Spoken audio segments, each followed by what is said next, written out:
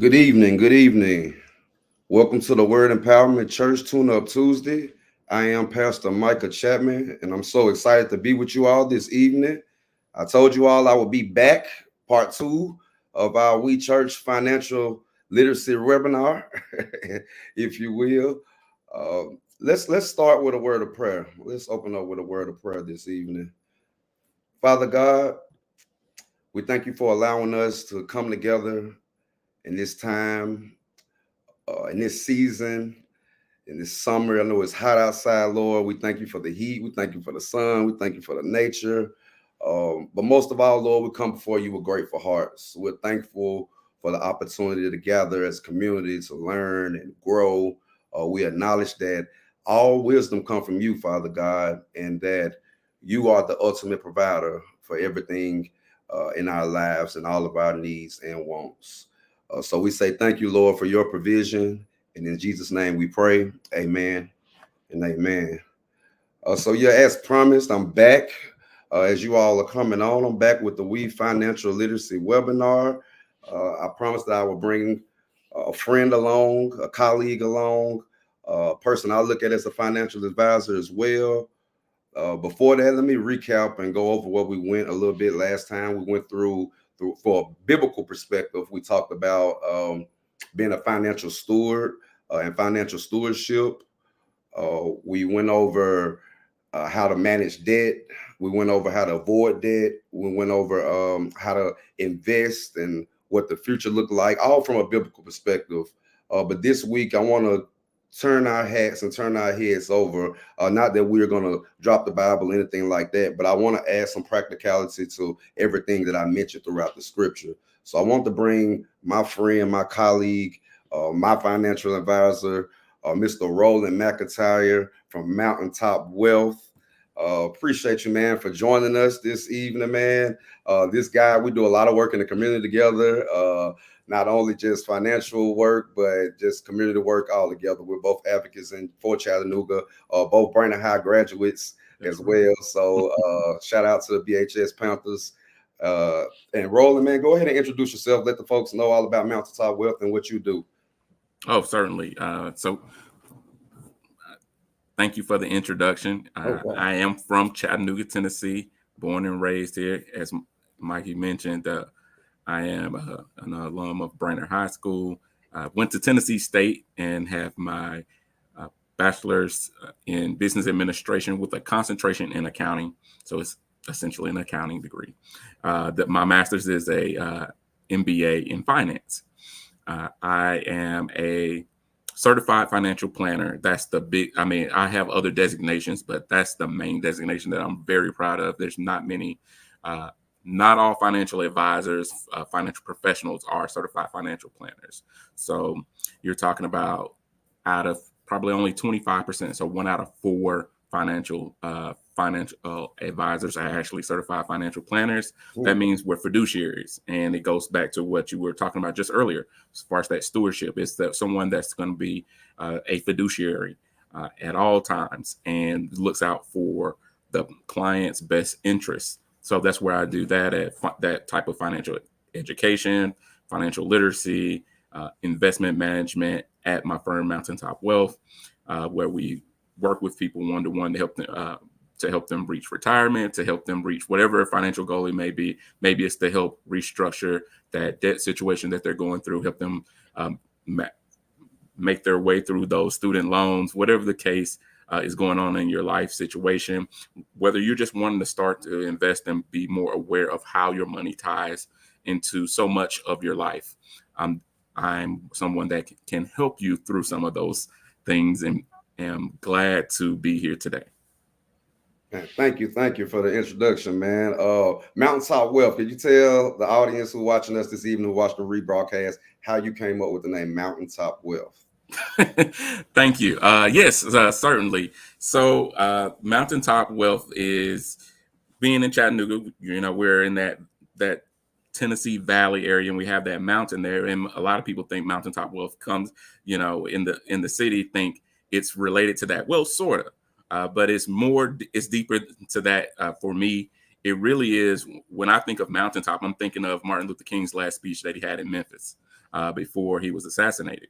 It's helping people reach the mountaintop and helping people get to the goals that they want to achieve. Or maybe people have reached those goals. Maybe they have reached retirement. Maybe they have reached a certain status. They've gotten that job. But then what do they do next? And how and where do they go from there?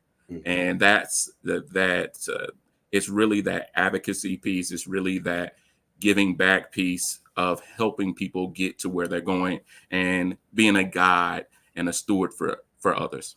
Yeah. So real quick before you jump into your presentation, I want you to also talk more about what it is that you do day to day outside of, Mountaintop Wealth. Everything that you do encompassing the finances, the other avenues and auxiliaries you may work, contractual, part-time. Just really talk about everything you do, even that Mountaintop Wealth, as far as the different clients you do take on and things of that nature, just so people can really have a broad understanding of who Roland McIntyre is in the financial world. Wow, certainly that is one. I want to help people that come from my community, of course, but I help all types of people from all different backgrounds, men, women. Doesn't matter your political party. It doesn't matter. Even if I can work with you, if you're willing to listen and learn, I'm there for you. And I find other avenues to help people, even if they can't afford my services, by working with the Urban League. So I am a person that works with the Urban League with their financial empowerment director, as their VITA taxes. So people with low to moderate income, they can come to the Urban League the Urban League of Greater Chattanooga, and actually get their taxes done during tax season. Not right now, during tax season from usually the end of January to April 15th. But we're doing those type of things to make sure people that normally don't get those opportunities to learn financial literacy, that don't get those opportunities to get their taxes looked at by professionals, they actually get the chance to do that, and they get to talk to people who are knowledgeable and helpful that can help them reach their goals. I also work with people that maybe are just coming into a situation where you don't know, you just got a job. You haven't been making, I would say, big boy or big girl money yet, but now you're in that role where now you have responsibilities and the income to actually match it. So now you need to know about insurance. You need to know about taxes. You need to know about, hey, should I save money in that 401k plan? Should I roll over that IRA?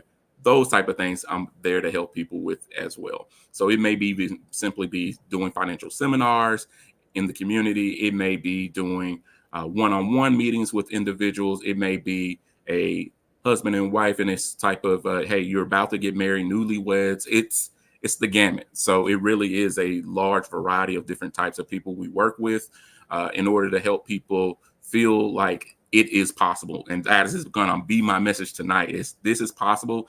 It is different for everyone. Everyone's situation is unique, but really getting a better handle on your finances is possible. It helps with stress. It helps you really see your future better, think more clearly, and really can change the way you live.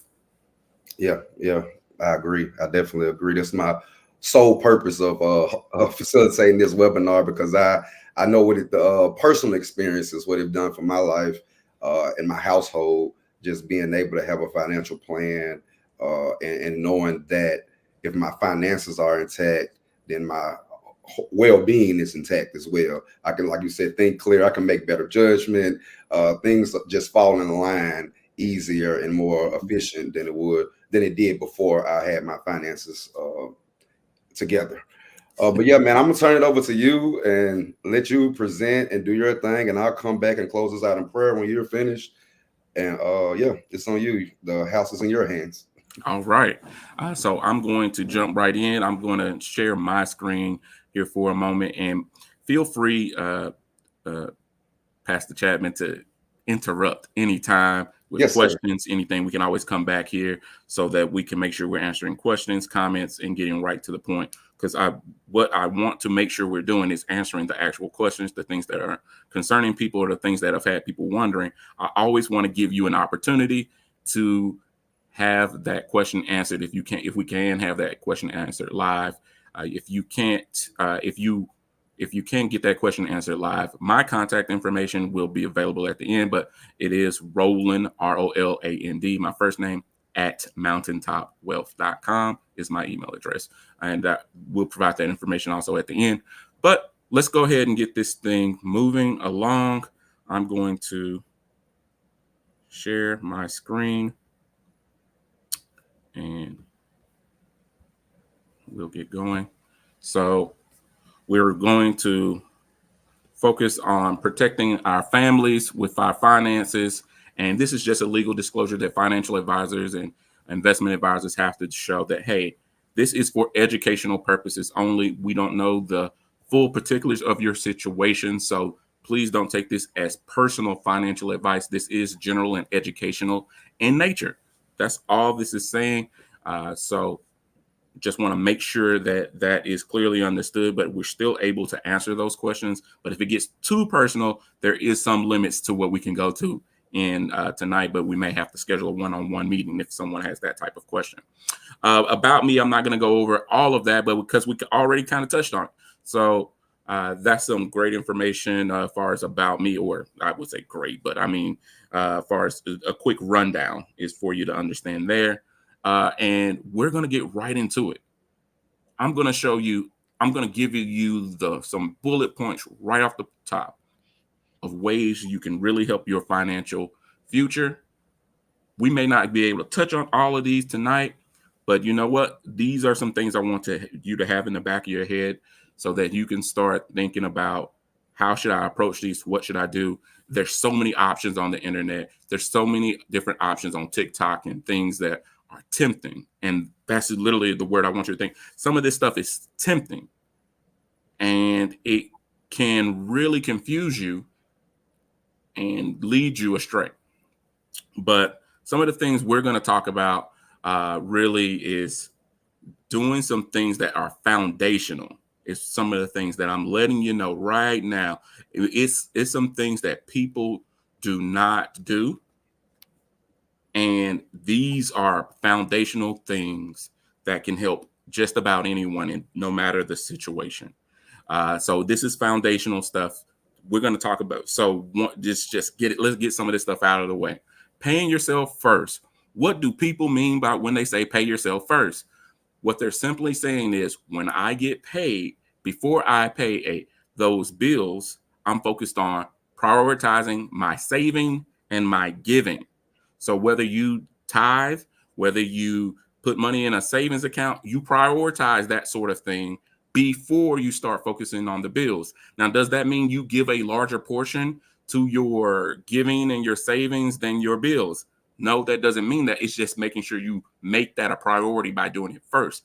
Because guess what? If you wait till the end after you've tried to pay the bills and have the fun and do the other things, you end up not having enough to ever do so. So you always say, hey, I had the intention of doing it, but I never have enough money to do so. So if you put it on the front end, it makes things a little easier to do.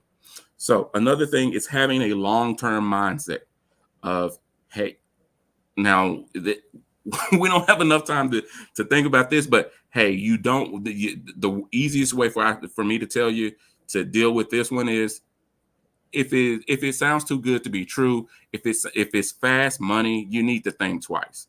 You really need to think about, hey, there must be some catches here. Maybe it's not shady, but I would be cautious, is what I'll say there. Have a long-term mindset. People don't build extraordinary wealth overnight.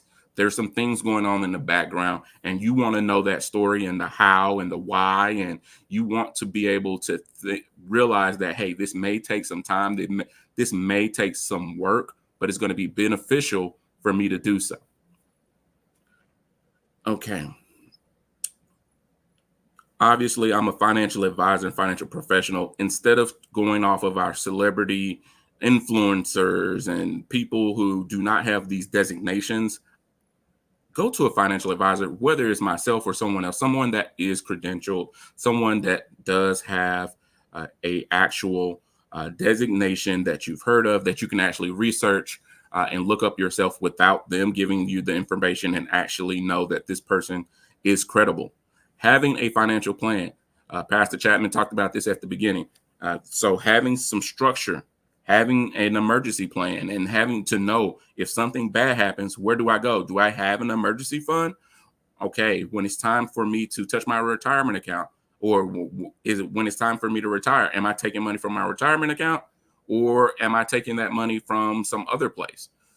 Having these different things set up, depending on where you are in life, depending on your age, can make a big difference and save you a lot of money. This goes right into debt as well. Having that financial plan, if when you are actually paying your bills on time, when you actually have a good credit score, you're going to pay less interest. You're going to have more money in your pocket because you've been responsible in paying your debts back, and that credit score is higher. So if you do need to actually take out a loan, if you do utilize a credit card, if you do actually have a mortgage or need to refinance that mortgage, your interest rates, meaning the money that you pay on top of that principal, is going to be less than someone who has a bad credit score. Automatic investing is just what that is. Setting it up automatically where you don't have to worry about it. So where there is $50 a month going into investments, $50 going into an emergency fund, whatever the amount is, utilizing technology to help you do things that you don't have to do on a regular basis. So you don't have to drive to the bank to put an investment in. You can utilize technology to do that. We're going to talk about investments, so I'm going to skip over those, but I want to jump down to this thing here that's called house hacking. Real quick, Roland, real quick. Yeah. I want to roll back to financial plan. Because Yeah. I know sometimes even when me discussing financial planning and also budgeting with folks, I think they don't know the correlation or the difference between the two. Because you want just pause for a second and explain the difference between budgeting and financial planning, how they do correlate with each other. Absolutely. So budgeting is definitely a plan for your money, as far as what's coming in and what's going out. You can budgeting actually helps you organize your money in three different categories: needs, wants, and that saving/giving category. Now with the needs in a budget, you were talking about 50 to 60% of your pay is going to likely needs to go to needs. About 20 to 30% is going to go to wants, the things that you enjoy, the things that enjoy your lifestyle.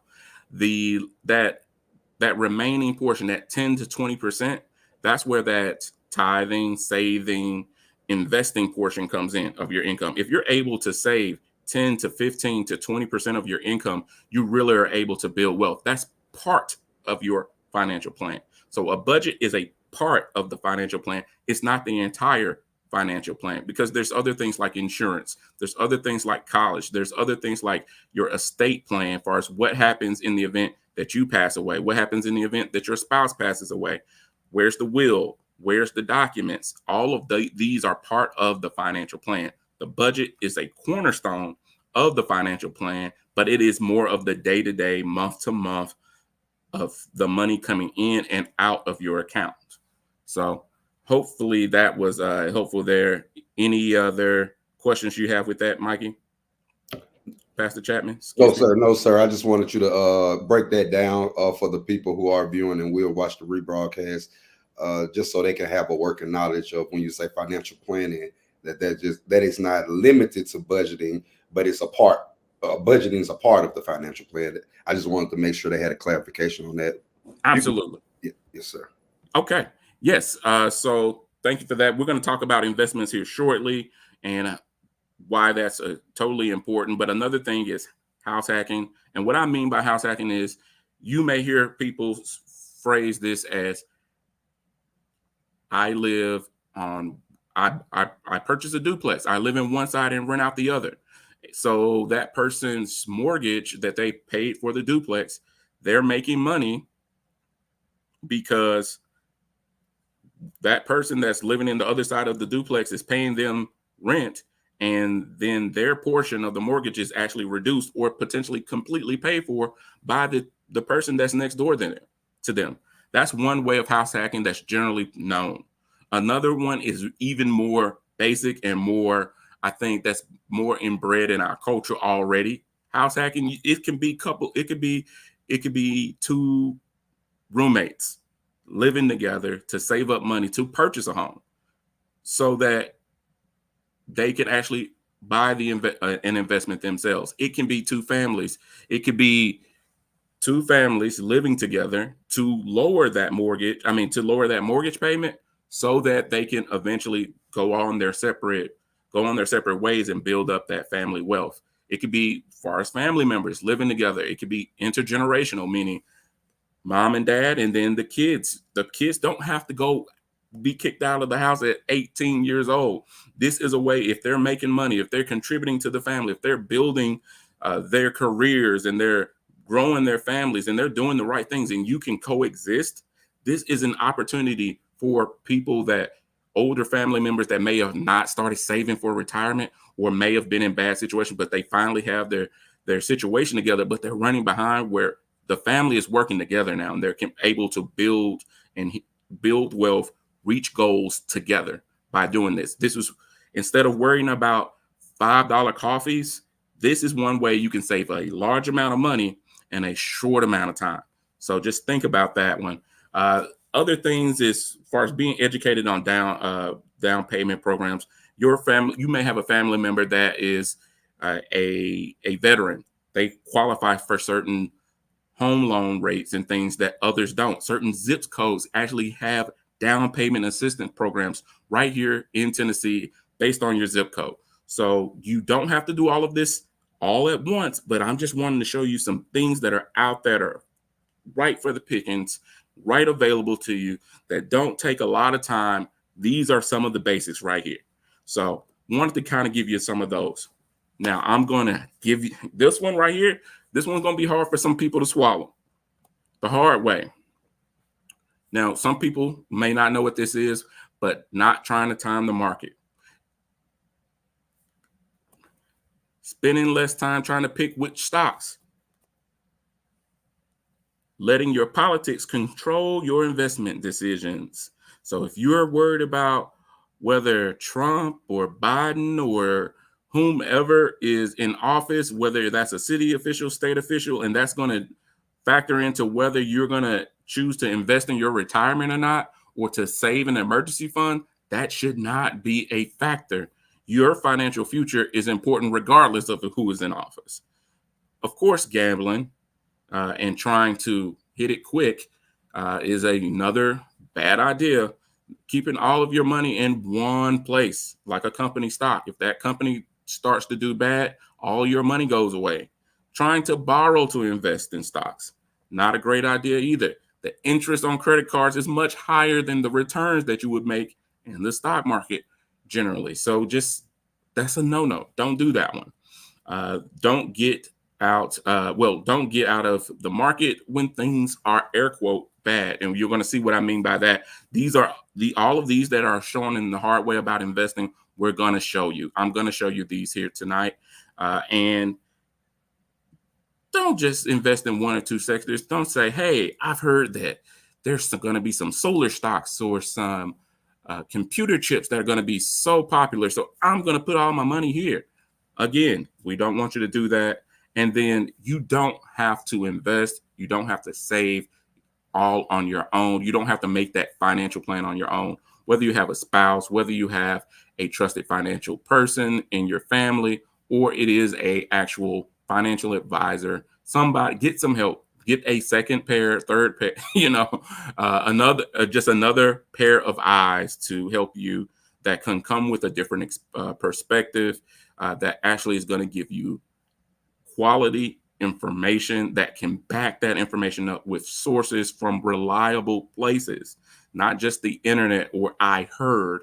You want to know where did that information come from. You don't have to do it on your own, just Googling or just YouTubing people that have a whole bunch of views. Because it has a whole bunch of views does not mean that it's correct information. All right. Speaking of YouTube, here is a credible source here and a report that I wanted you to take a look at. Micah, we got time for this one. It's about 5-6 minutes. You think that's good?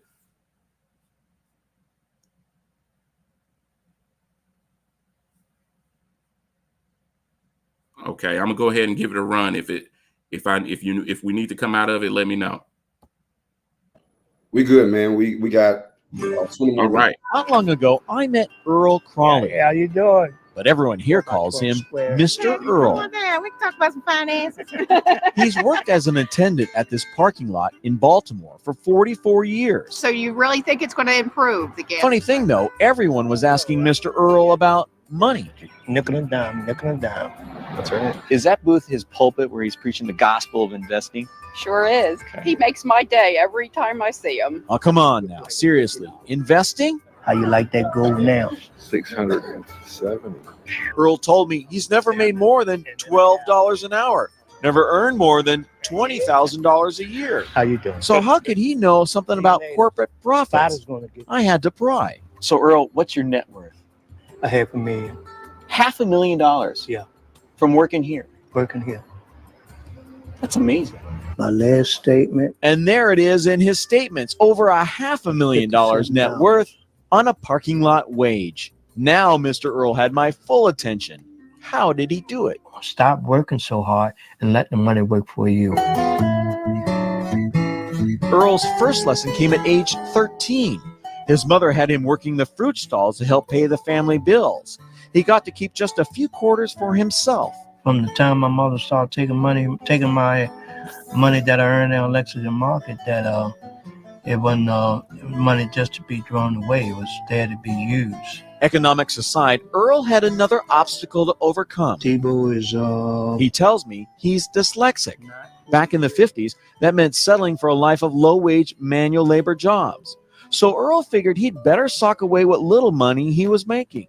It was just $1 here and $1 there, starting with savings stamps, and that led to savings bonds. At 26, he got married. And by the late 60s, Earl was feeding 3 children on a meager $80 a week. It was tough, but because we had to sacrifice a lot. And the budget only got tighter when Earl and Beverly opted to send their kids to Catholic school instead of public school, which was free. Earl took extra jobs to pay the tuition, and you better believe he made every penny count. Elementary school, I would ask for lunch money, and he would give me $1. Lunch was 85 cents. And he would reply before I walked out the door, "I want my change." As the years rolled by, Earl kept saving what seemed like meaningless amounts. He started investing $25 each month into a mutual fund and did that consistently for 15 years.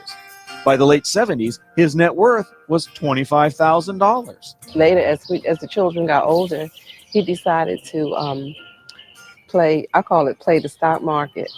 And he bought 1 share, and, well, the rest is history. He bought stock in blue chips like IBM and Coca-Cola that paid dividends, and Instead of taking the dividends and pocketing it, let it set or let it reinvest itself, and it increased my shares. And the more shares I had, the more dividend I had. Eventually, the more money I have down the road. so where did the so-called slow learner learn so much about mutual funds and blue chips and dividend reinvestment plans? You're going to split this year. It all comes back to that parking lot. And this is my favorite part of Earl's story. You see, his lot is smack dab in the middle of a financial district where he picked the brains of brokers and bankers and lawyers for their financial advice. What's going on? You got any advice for me today in the markets? No, I'm just trying to find out something from you. All right. Talk to everybody and listen to advice that everybody give me and take it from there. Earl, why don't we take a look at what you've got in the portfolio now? Earl had trouble reading, so instead, he listened. He believed in the power of compound interest and stocks for the long haul, which brings us back to the present. Today, Earl's stock portfolio alone is worth more than $500,000. And yes, his house is paid for. And no, he doesn't carry any credit card debt. He's somebody to emulate not only as an investor, but as an individual, and how to live your life and make the best of what the Lord gave you.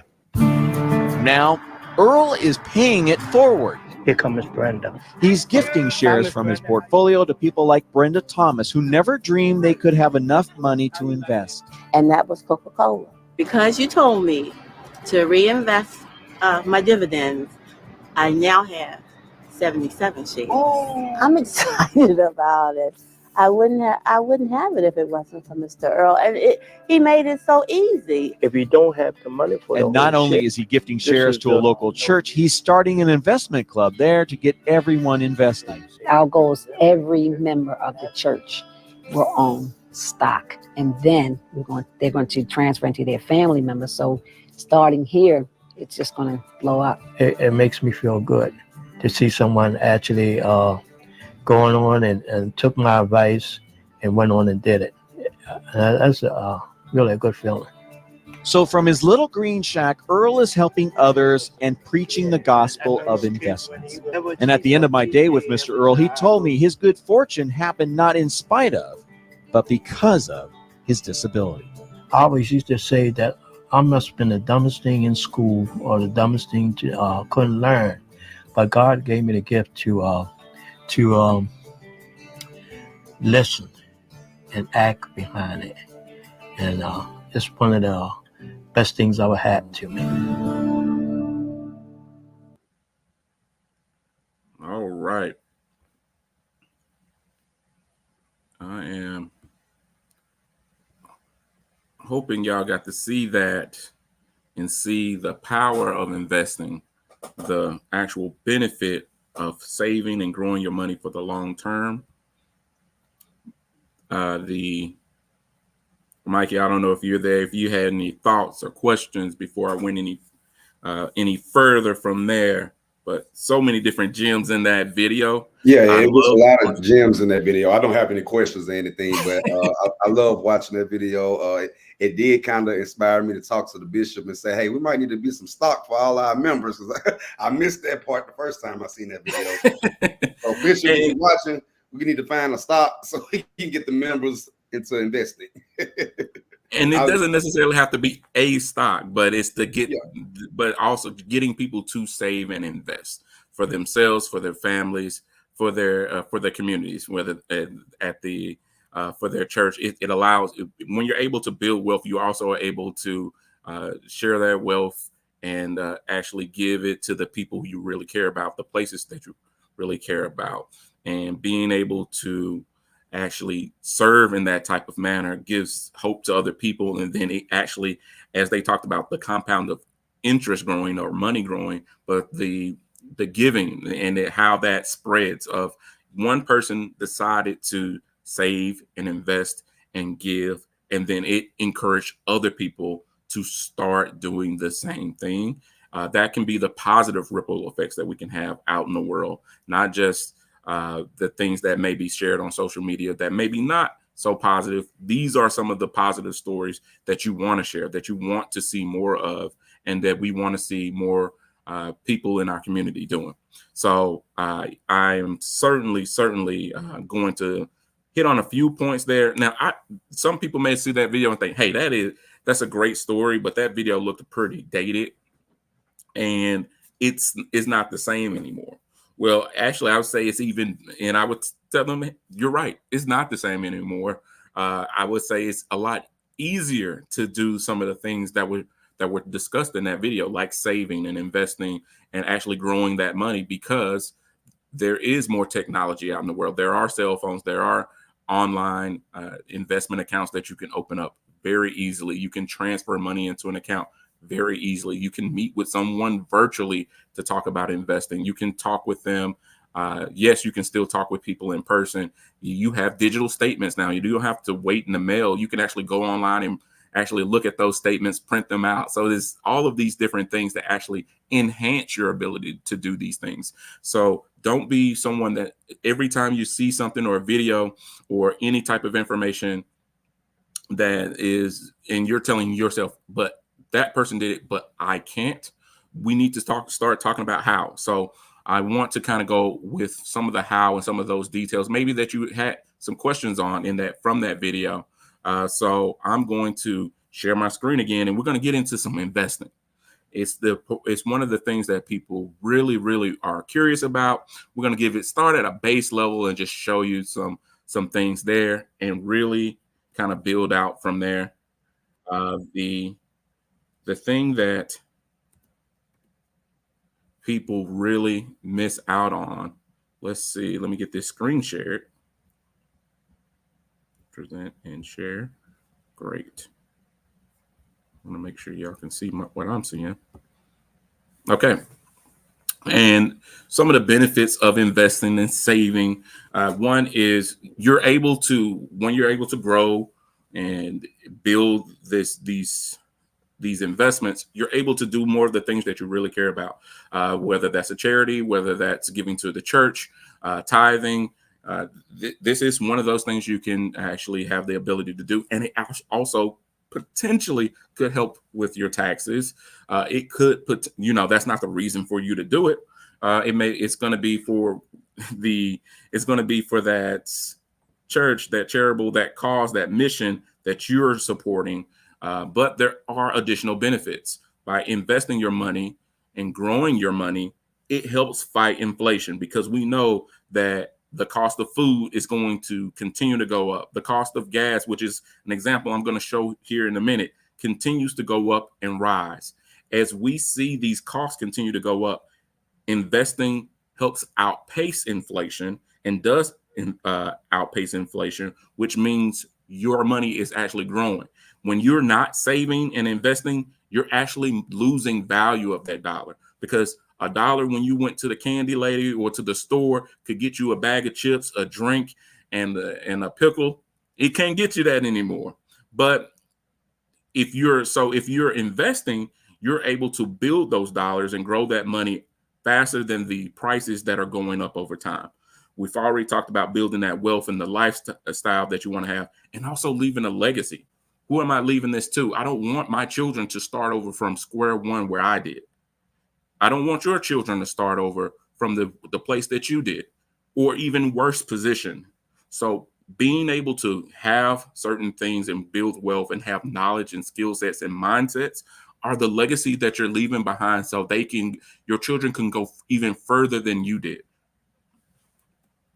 So let's see some of this power of investing. We talked earlier about a financial plan, and one of the things that all financial plans need to have is some goals. We all have things in our lives that happen and that are unexpected. We just have unplanned expenses that are going to come out of our pockets, whether we like it or not, whether that's a doctor bill, whether that is a car repair, whether that is something that needs to be repaired at the house. Maybe it's a job loss. You're going to need some money set aside.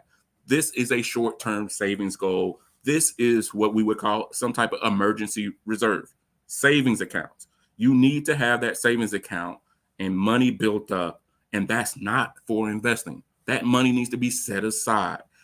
Before we can get to investing, if you have no money at all, you have to start building a discipline of having some money to set aside, because what that video that we just looked at talked about was having that long-term mindset, building and growing that money over time and not touching it and allowing it to continue to contribute to it and build and reinvest and grow over time.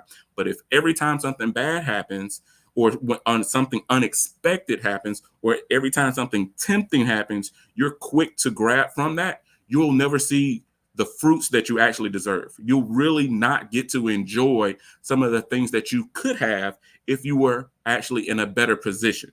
So you have to be able to have that emergency fund, something set aside.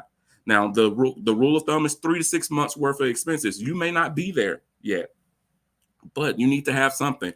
Even if you have zero right now, let's try to get to 500. Once you get to $500, let's try to get to $1,000.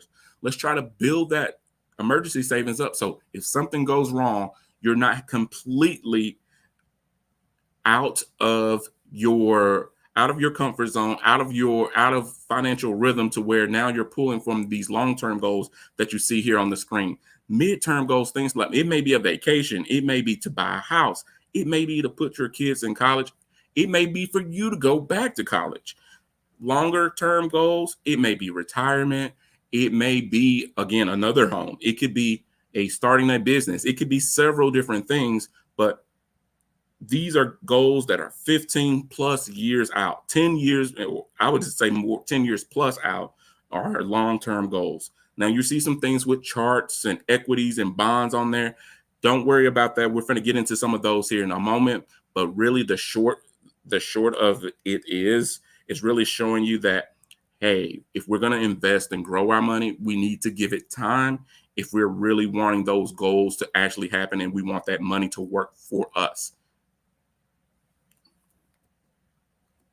So I'm going to give you an example. We're not going to take too long on it, but I'm going to just show you just how $10,000 can be invested and can grow.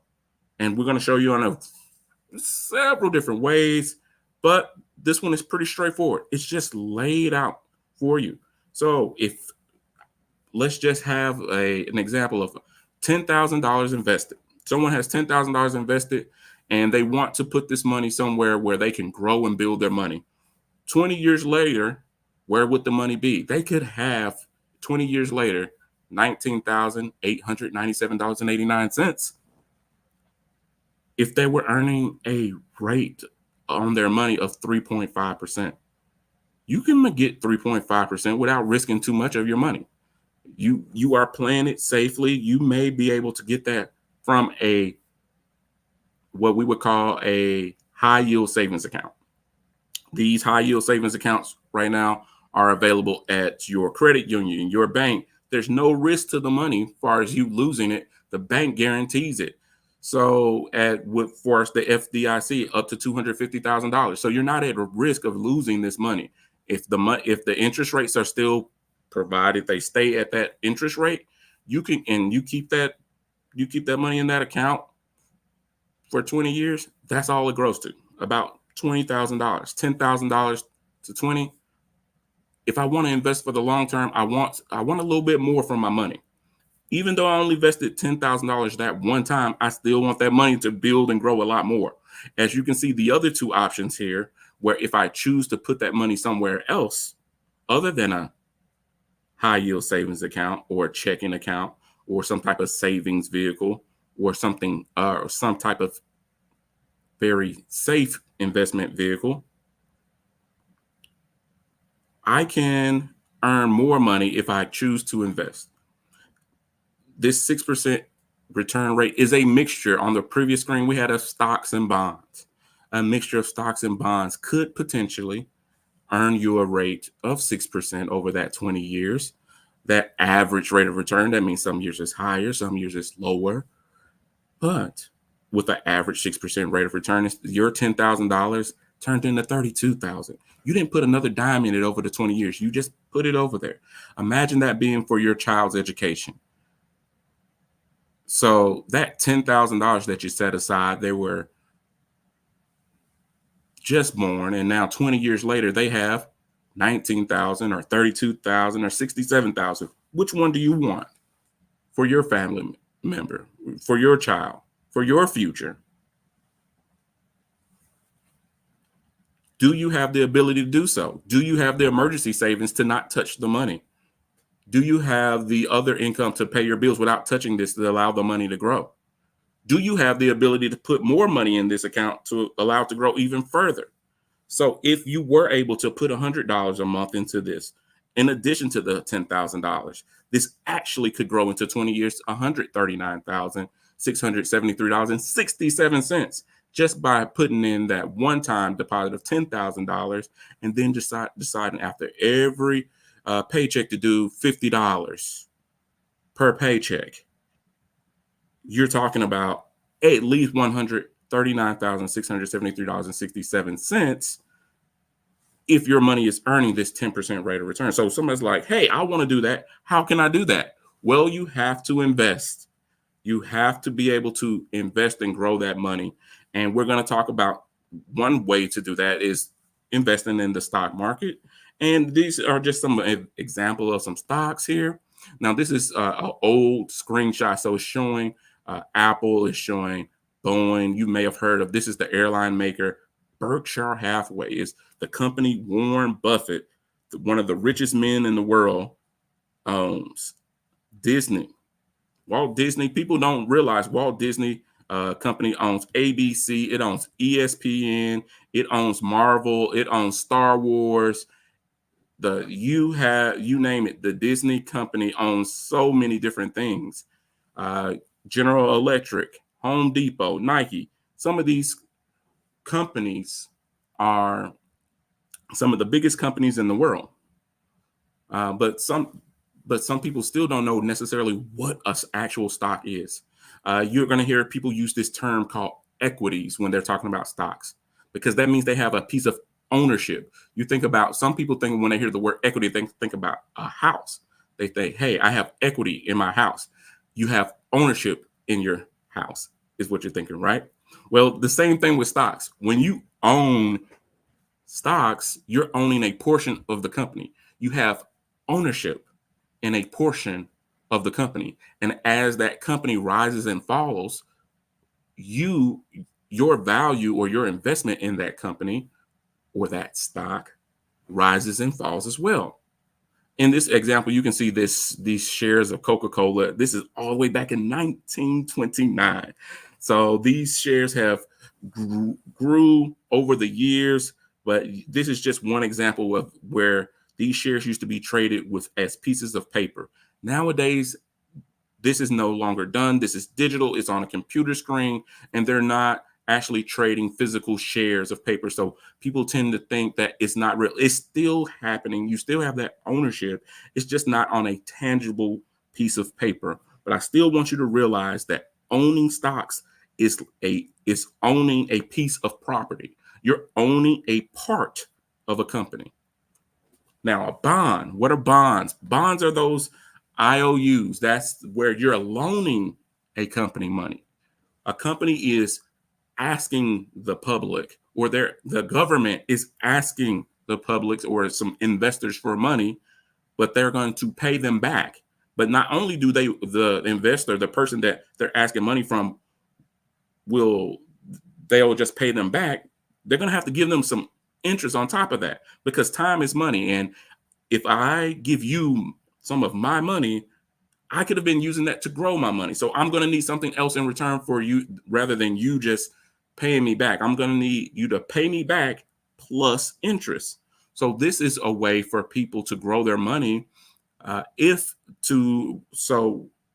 a company and they're going on a big investment, or a government agency is going to make a big investment in the community, they will issue bonds, and they will issue these bonds to investors that actually they can make that investment to do whatever project they're wanting to do, and the investors benefit by giving them that money, and they get to earn a certain interest rate from it.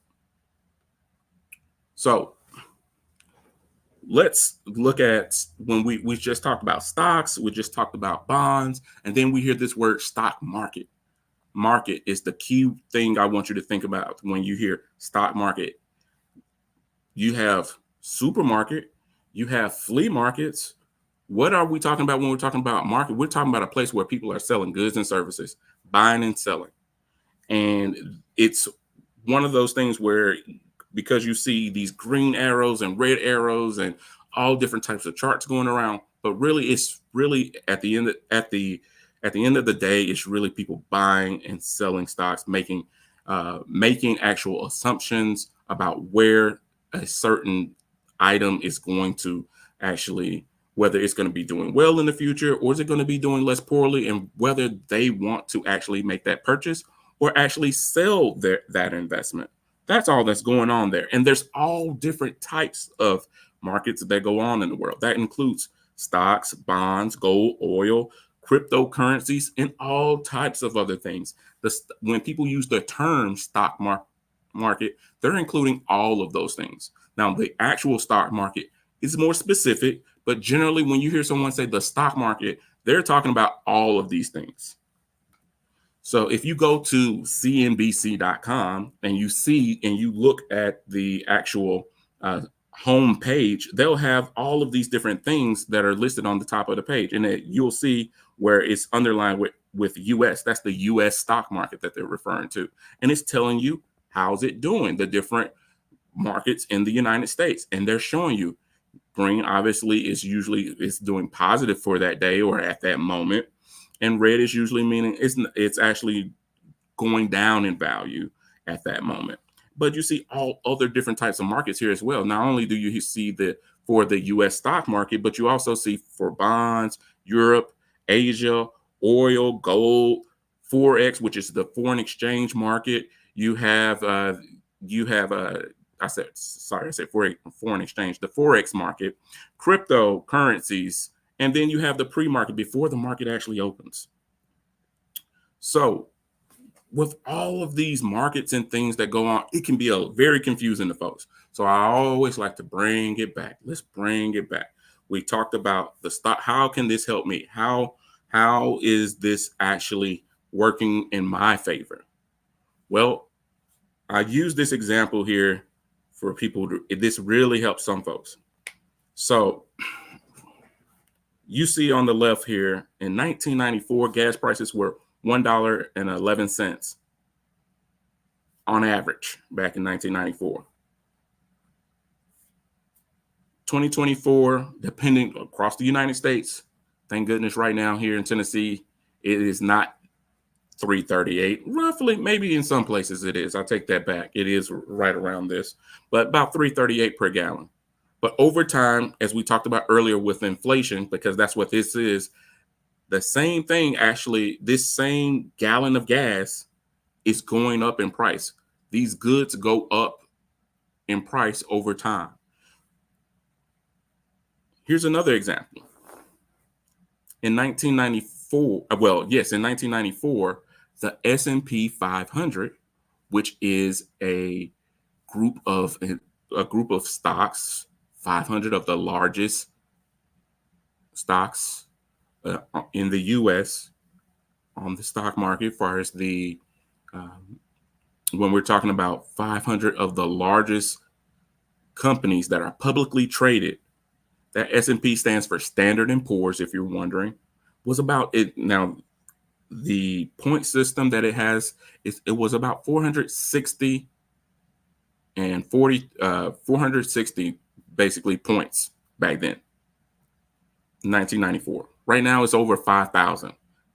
So the difference between that is, look at that versus the gas.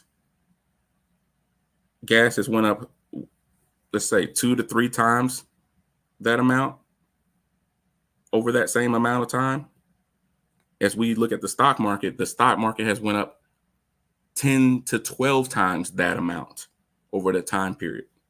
So if you're only spending your money buying things that you're going to just use, expense, and buy more of, and then it goes away, you're buying liabilities, you're buying expenses, you're buying items that do not grow in value.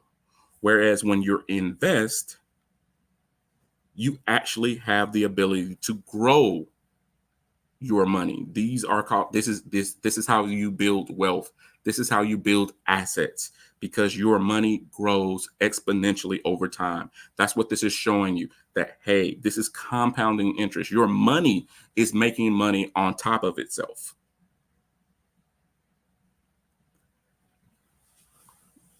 I know we don't have that much time, so this chart is one of my favorites.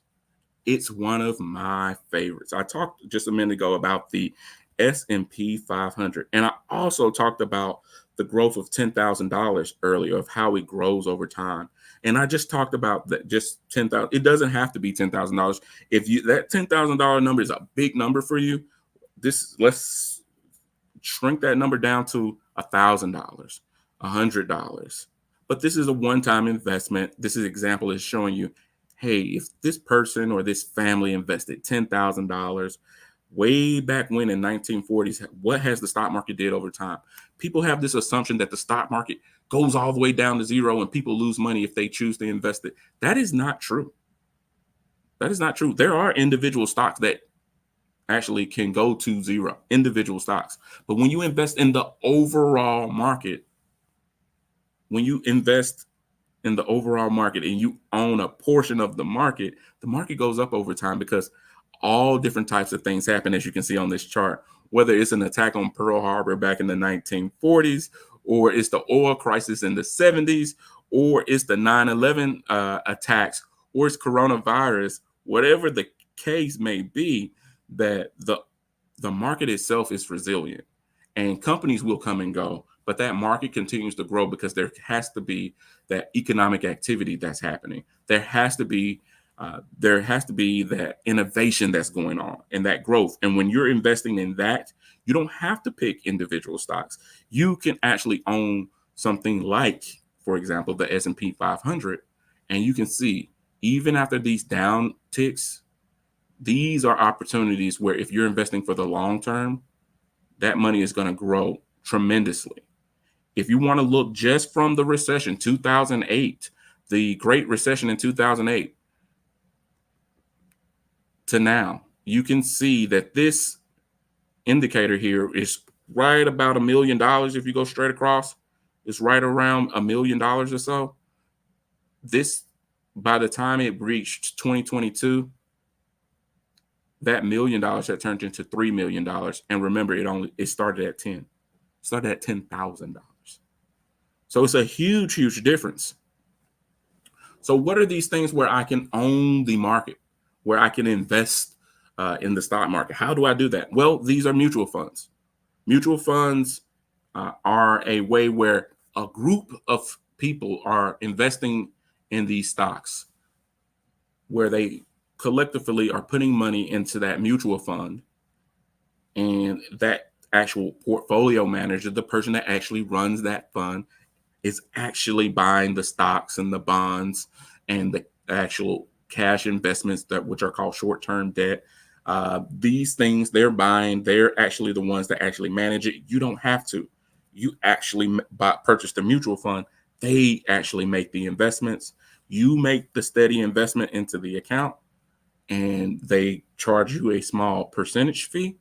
And as you buy those shares or the ownership into that fund, as it goes up in value, you make money from that. As that mutual fund makes dividends, you make dividends. They give you a share. So that's a mutual fund. Where do you get these mutual funds from? You can get them from several places, but people have heard of some of the biggest players are Vanguard, Charles Schwab, Fidelity Investments. These are big brands that will help you with setting up an investment account so you can purchase mutual funds or stocks or bonds. They have all of these things available to you where you can actually make these investments. You don't have to go to New York. You don't have to actually mail a payment in. That's not necessarily how this works. You can actually set this stuff up online pretty easily. Another version of a mutual fund is an ETF. It's called an electronically traded fund that you can set up, very similar to a mutual fund. And these actually work very similar, but you can actually narrow down certain areas of the stock market if you want to with electronic traded funds. You can actually buy these throughout the day. With mutual funds, you usually buy them before the market opens and at the end of the market day. Well, these electronic trading funds you can buy throughout the day.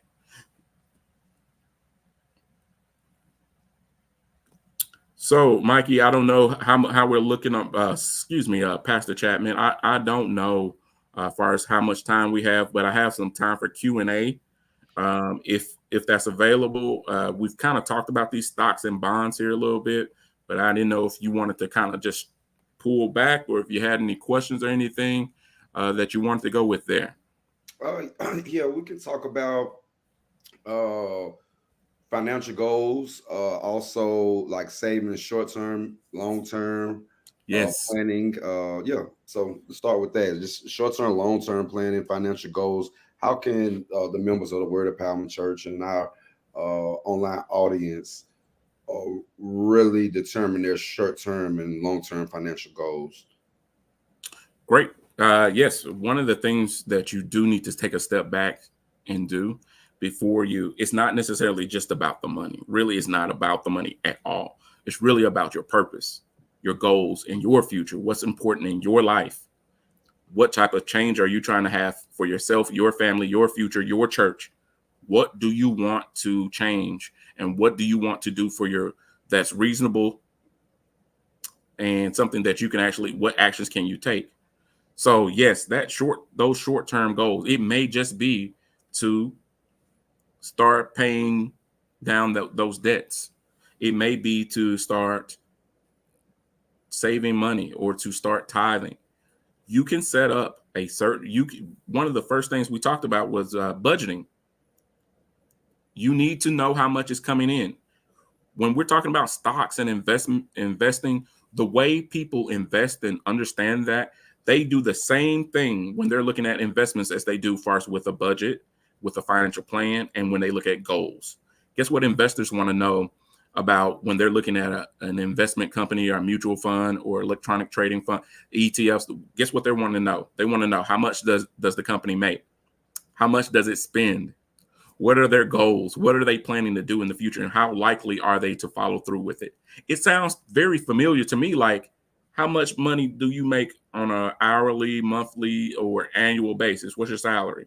You know, how much are you spending on your bills? It sounds very familiar to me when you say, what are your goals, or what are you planning to do? First, are you planning to rise in your company? Or are you planning to start a business? Are you planning to get more education so you can make more money? That's what those investors do. Are they willing to invest in that company? Well, one of the ways you can get a better understanding of investing is, one, taking a look at your household, looking at your actual business. Your business is a business, whether you own one or not. So treating your actual family finances like a business, in the sense of knowing what's coming in, know what's coming out, and the why. Why are you doing these certain things? Looking at that bank statement and saying, what am I spending money on? You will be shocked to see how much you're actually spending. You want a wake-up call? Look at that bank statement. Look at that online account. Pull it up, pull the phone out, and look at it. And when you see that you spent how many hundreds of dollars on DoorDash, and you didn't give a single dime to anybody, you didn't volunteer, you didn't do anything, it makes you think. You didn't save any money, but you spent how much on DoorDash? You bought all of those groceries, you didn't cook it all. How much did you spend? Wow. Which brings me on my next question. Because I know we talked about debt, and I don't think a lot of people know there's different types of debt. Absolutely.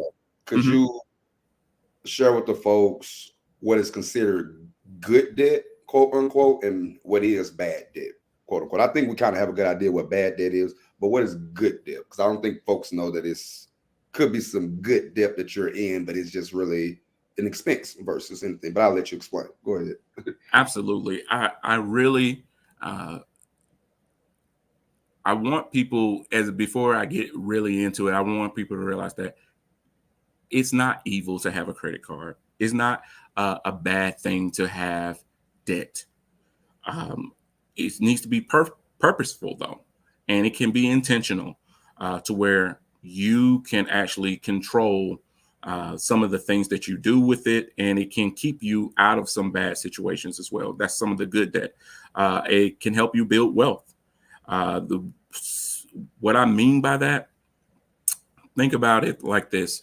Certain things like a house, when you have a mortgage, that is a debt. You owe the bank, you owe the lending company money. And if you don't make that mortgage payment, they can take that back. That is a debt. That is a loan. But on the other side of that, we talked about equity. You have ownership. You have ownership in that. So you're actually putting ownership in your pocket. You're actually having the ability to sell it for a profit. So you're actually building wealth. You're actually what's called asset building at this point. Assets put money in your pocket. Liabilities take money out of your pocket. So when you use debt to buy assets like homes, when you use debt to actually get through school, using student loans to get through school and actually follow through and actually, utilize it for the purpose that it's for, is an asset to you because it's going to increase your salary. People with a college degree, like it or not, are more likely to actually earn $1 million more in their lifetime than someone who just graduates with a high school degree and stays that way over their lifetime. $1 million more. So is the loan worth it? I'm on the side of yes. That is the type of those are the type of asset purchases that build wealth. Now, there is one that's a little controversial, Pastor Chapman, and I'll say that's a car. Okay. The car gets people because a car is really for transportation, but we use it as a lifestyle or a status symbol, and we get too much car. So you can go into debt to buy a car, but how much debt are you going into? And is more of that for lifestyle, or is that for the purpose of getting to the job, taking care of your family, getting back to the actual transportation portion of it? So paying off the car as soon as possible, then, well, don't get the car that has the $800 car note when you actually can afford and build and save if you actually had the car that was $500 a month or $300 a month, and it had less years that you have to pay on it.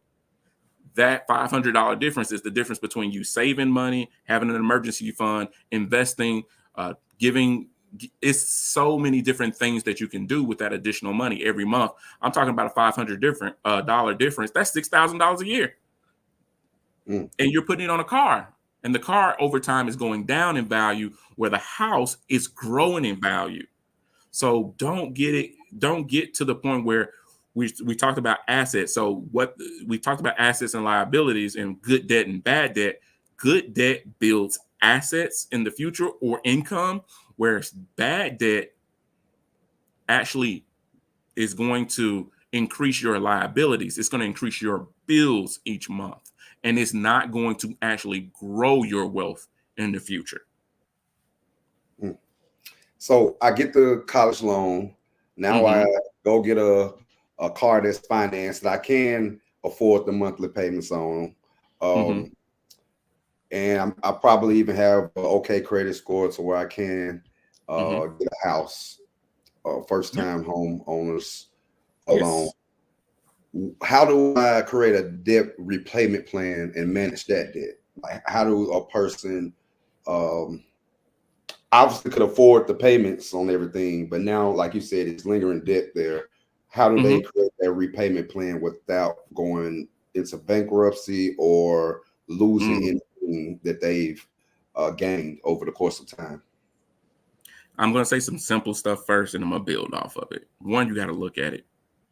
You got to open up that credit card statement. You got to open up that email. You got to log into that account.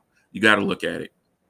And something is better than nothing, regardless of whether this is credit card debt, student loan debt, or renter center, whatever type of debt it is. If you don't want that thing repossessed, taken from you, or your credit being ruined and harming your future, you're going to at first need to have the awareness. First things first, acknowledge it's there. You have to actually know the situation. How much do you owe?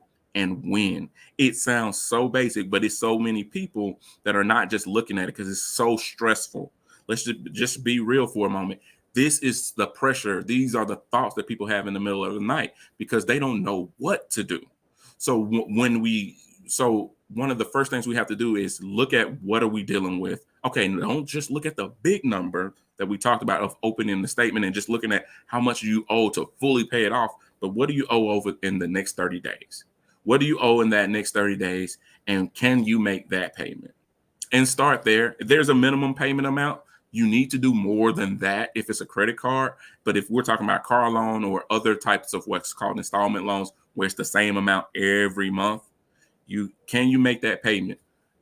One of the things that I would tell that person to do, or to have that person consider doing, is to set up an automatic investment plan where it's automatically coming out of their bank account to get paid every month. How much can go to this automatically every month so you're not late, so you're not ruining your credit? How much? When we can start there, then we can start looking at those interest rates of the different accounts that you have and start working them. We have two strategies. We can do what's called a debt avalanche method, or we can use what's called a debt snowball method. These are two of the most popular ways of actually tackling some of these debt repayment plans. We can line them all up. We have to look at all of the different debts that we have, and we can look at it by the interest rate. And we want to pay off the one with the highest interest rate first. if we want to keep more money in our pocket. That is called the debt avalanche method. That's usually the credit cards. The credit cards usually have the highest interest rate. The payday loan, those type of things have the highest interest rates. Those you want to get rid of and make sure they're paid off first. And make sure you're making the payments more than the minimum amount so that you can pay those off sooner rather than later. Then you work your way down from highest interest rate to the lowest. Now, we can flip that and do what's called the debt snowball method, which is more actually, it's not going to pay off the debt faster than the debt avalanche, but what it does do is help you from a psychological standpoint. It's going to help you realize that, hey, I can get this $200 debt or $500 debt paid off faster, even though the interest rate may be lower. I feel like I got to win. So I feel like I'm building up to something. So it's one step at a time. So I got the $500 debt paid off. Now I can go on to the $700 or the $1,000 item that I need to take care of. So you can take care of the smaller item. Now interest is still accumulating on those other ones, those other debts that you have, and you can still make minimal payments on those. But now you get to target any excess money that you have on that smallest debt first, and then once that's paid off, you take any money that's left over. Now you move it to the next smallest debt, and you keep building as you go. And as you pay off those debts, now you have that money to put on those accounts. So now I'm in collections. I didn't do what you said. I didn't look at my bills. I didn't look at any oversight on what my income is coming in. I'm just living a lifestyle, trying to keep up with what I see on social media. And now a lot of my accounts are in collections, credit card, baby cards, pending, being owed, a lot of things of that nature. How do people first conversate with creditors, and then how do they negotiate, if they can, with creditors to improve their debt situation? Well, when it gets to these areas, you have to be careful, and every situation is unique. It depends on the type of debt. Are we talking medical debt? Are we talking? We go back to awareness. What do we have, right? We have to look at those items, and we need to start making some phone calls and some interactions with these actual companies. So if it's still at the point of it's with, let's say, the cable company, and you are still even though it's in collection status or delinquency status, you can still have conversations with them. Certain companies will allow you to go into a payment plan with them to help you, so they won't continue to hurt your credit. Picking up the phone and calling and asking some general questions and explaining your situation, especially if it was due to a layoff. There are, if you have been paying your debts or your bills and things on time in the past, and you've built up this rapport, as far as you can go back and say, hey, look back a year ago, 2 years ago, this wasn't happening to me, but I lost my job. I had this crazy situation happen. I had a freak accident. I had to quit my job, or whatever the case may be. I'm unable to make these bill payments right now, but when I'm able to get back on my feet, I'm going to be able to make some payments. What type of grace periods do you have? These are the type of things that you want to have the discussion with these companies with. You can also look at all three of the credit bureaus, the Experian, Equifax, and TransUnion. You can actually see what's on your credit report, not your credit score, for free by going to annualcreditreport.com. And actually every year you can check all three of the credit bureaus for free. They'll give you one credit. They'll allow you to review your credit report for free once a year. You can actually, one strategy with this is, okay, they're going to give you the ability to look at your credit report for free every year. So some people will look at all three at once. That may not be what you want to do. You may want to pull that credit report every 4 months. You do one with Experian. 4 months later, you do one with TransUnion. 4 months later, you do one with Equifax. So now every 4 months, you could check that credit report and see what's actually hitting your account, what's hitting your credit.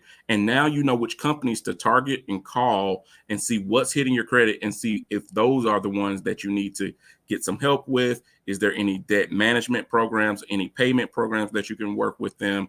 Is that stuff? How long is it? How long is this going to be on my credit? Is this some type of identity theft? Because what you also find on here is things that may not be actually debt or some type of credit inquiry that you actually took out on. So you're also protecting your finances in this situation too. You're protecting your identity in this situation too, because you may have a social security number or something that's compromised. That's further putting you into a deeper challenge. So there's a couple of different things there, but yes, start out with the phone calls. You can also send some letters. There's form letters out there, but if you know that the debt is yours, you can dispute it and it'll come off, but it's going to come right back. And I think people get mixed up with some of these credit repair companies that will tell you to dispute something that you know that you didn't pay. And this will come back to bite you in the future because you've paid this credit repair company all of this money to do something that you know that you actually owe and that it's going to actually come back, even though you dispute it, is not of the best of ideas, because now you've paid them this money for a moment of relief, and then it comes right back a few months later and you're back in the same position. Now you have paid even more money to a company for no reason. So you've basically paid interest or a penalty for actually trying to go outside of the system and not follow the proper protocols there. Last question for me before I give you final thoughts. Okay. What role can the church at large, the church in general, play in promoting financial literacy among its members? What role can we play? What can we do? I think the church is where so many people, it's such a trusted place for people. So when it comes from the church, it has more value. And when the church is speaking on these topics, and the church, it causes the church challenges when people don't have, for example, life insurance and people don't have enough money to bury their families. The church has bills. The church has resources, but not all churches have the ability to bury your family members without being properly compensated. So these are the churches can benefit, one, by just getting the awareness out that, hey, there's life insurance policies that are available for $10, $15 a month for people 30s, 40s, 50s, and they're $100,000. $50,000, whatever the case may be, and that covers the funeral expenses and can put some money in the family's pocket as well. I think that's one of the biggest things they can do is awareness. Like, hey, this is your responsibility. It's not the church's responsibility to help you, give you some type of special situation. They can't do that for everyone. So I think bringing that awareness is one of those things that's just straightforward. On the investing side, there's so many examples in the Bible, or just that talk about, hey, you have to plant that seed. You have to have you have to put things to work. You have to step out of the shadows. You can't just stay in this one spot. There's going to be times in your life where you're going to have to move. And staying in that one place is not going to always benefit you. And actually, it could be potentially harming you. So I'll leave the preaching up to you, but I definitely will say there's certain lessons and parables out there that can allow that feature prominently for financial lessons, financial literacy, for people to seek that advice and guidance. last final thoughts from you, man. Anything that you wanted to share with us before we end the webinar? Yes. My final thoughts would be, look, you got to do something. You got to do something. Staying in the same, you're hurting yourself by staying put. Staying in that bad situation and not looking at the bills. Staying in that same situation and not saving for your retirement. Staying in that same situation when you know you're getting less healthy and you're not buying that life insurance, or you haven't got the will, or you haven't looked at your beneficiaries. Whether you're in your 40s, your 50s, your 60s, you don't know when God's going to call you home. And what are you going to do? Is that the way you want your legacy to be? One of the last things people are dealing with, as far as at the end of your life, is your expenses, your debts, your challenges, the strife that your family has because you didn't do the will. Now you have that. You left the family a house, but now it's split 19 ways and nobody can make a decision. Taking care of your financial house actually can help your entire family. It helps your church.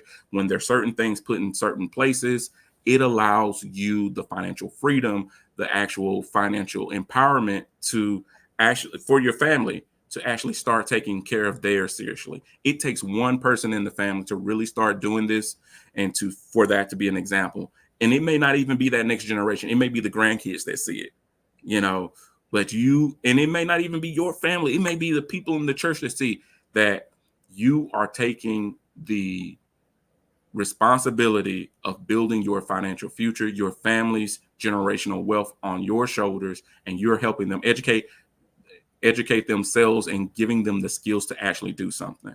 You have to start somewhere, whether that's even if that's just going to put $50 aside every month, automatically from out of your checking account over to the savings account. If it's just that today, let's look into doing something like that. And if $50 is too low because you make way too much money, bump that number up, whether that's $100, $500, $1,000, whatever it is. You need to start taking this seriously and reaching out for additional help if you don't know where to go. It's like, hey, I don't know what to do right now.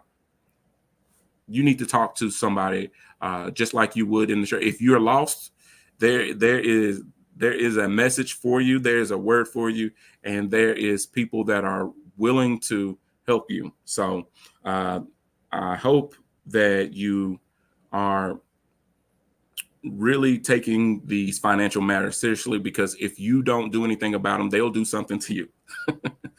So Pastor Chapman, thank you. I do want to thank you and everyone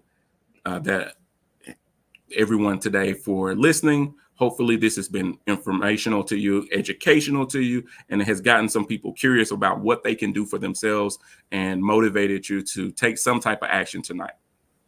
Man, we appreciate you too. Roland, what's your contact info so everyone, in case they will have any one-on-one questions or follow-up, they have your contact information?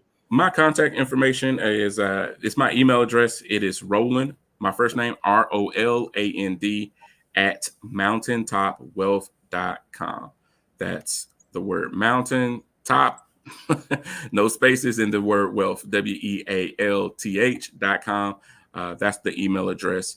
You can email me there, and I'll be glad to follow up with you. Or you can go to my website, MountainTopWealth.com, and I can help you from there. Either one, and I will be glad to get in touch with you. Also, on social media, you can find me on LinkedIn as well. Roland McIntyre on LinkedIn. You'll find my information there, and I'll be glad to assist you. I appreciate you. Real quick, I'll close us out in prayer. Father God, we thank you for allowing us to come together. Once again, we thank you for the time we've spent together. We thank you for allowing us to learn and grow together in our understanding of financial stewardship. Father God, we're grateful for the insights and the knowledge that was shared by Roland, by you. Lord, we appreciate the wisdom that you bestowed in him, Lord. And as we leave this webinar, we ask for your continued guidance, your continued blessings, Lord. Help us to apply what we've learned today in our daily lives so that we can make decisions not only that benefit you, Lord, but that benefit our community, that benefits our family, that benefits our household, and of course, Lord, for you, that benefits the kingdom and our local church. In Jesus' name that I pray and give thanks. Amen. Roland, again, man, appreciate you for everything. Hope we can do this again in person with everyone else. That way you can get more questions and solicit for more answers and stuff, where more insights and stuff. Give us more insights, that is. And yeah, I look forward to doing this real soon, man. I think we should definitely plan on doing this in person, bringing it to the sanctuary at the Word Empowerment Church whenever your schedule permits. I'm sure that our congregation would love to have you in person, love to be able to pick your brain. I'm sure Bishop Cole will watch this broadcast if he's not watching now, and come to me with a million questions and ideas about how we can utilize Roland at the Word Empowerment Church. So again, man, thank you. If you ever need anything, I'm indebted to you. So, just reach out, man. You know how we do it. Absolutely. Thank you. I appreciate it. And y'all have a great evening. You too, man. See you soon. Yep. All right.